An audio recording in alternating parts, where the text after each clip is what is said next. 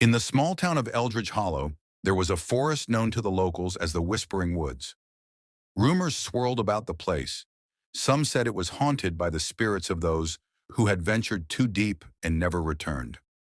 Others claimed that the trees themselves whispered secrets to those who dared to listen. One chilly autumn evening, a group of friends, Mark, Sarah, and Jake, decided to test their courage.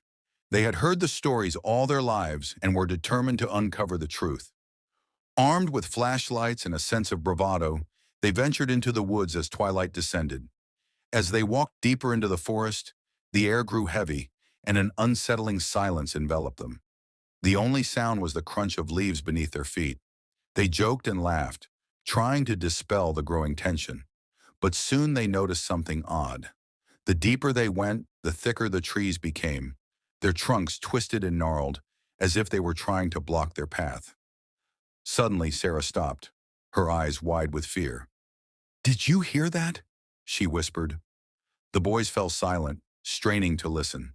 A faint sound drifted through the trees, soft whispers that seemed to beckon them further in. "Maybe it's just the wind," Jake suggested, though his voice trembled. But Sarah shook her head, her face pale.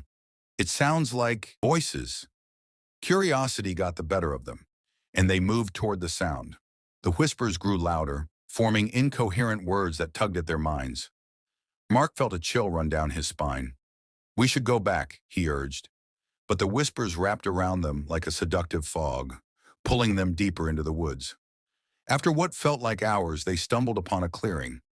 In the center stood an ancient tree, its bark twisted and blackened. The whispers intensified, swirling around them, and the trio felt an overwhelming urge to touch the tree. As they approached, a cold wind swept through the clearing, and the voices became frantic, as if warning them to turn back. In a moment of reckless bravery, Jake reached out and placed his hand on the tree. Instantly, the whispers stopped, replaced by a deafening silence. The ground trembled beneath their feet, and shadows flickered around them. Panic set in as they realized they were no longer in the same place. The forest had changed. Mark shouted, "What did you do?" But his voice was swallowed by the trees. The air felt thick and suffocating, and the shadows began to take shape.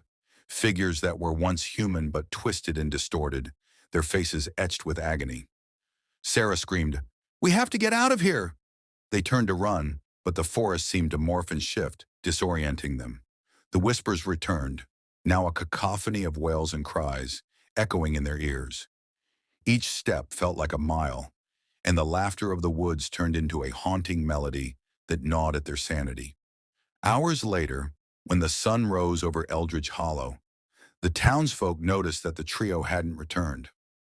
Search parties combed the forest, but all they found were their flashlights flickering weakly at the edge of the Whispering Woods. The townsfolk whispered among themselves, recalling the old tales, and soon the forest was avoided like the plague. Months passed, and life returned to normal for the residents of Eldridge Hollow. But every once in a while, when the wind blew just right, they could hear the faint echoes of laughter mingled with whispers, a chilling reminder that some secrets are best left undisturbed. And deep within the Whispering Woods, the shadows waited, forever hungry for the next brave souls to wander too close.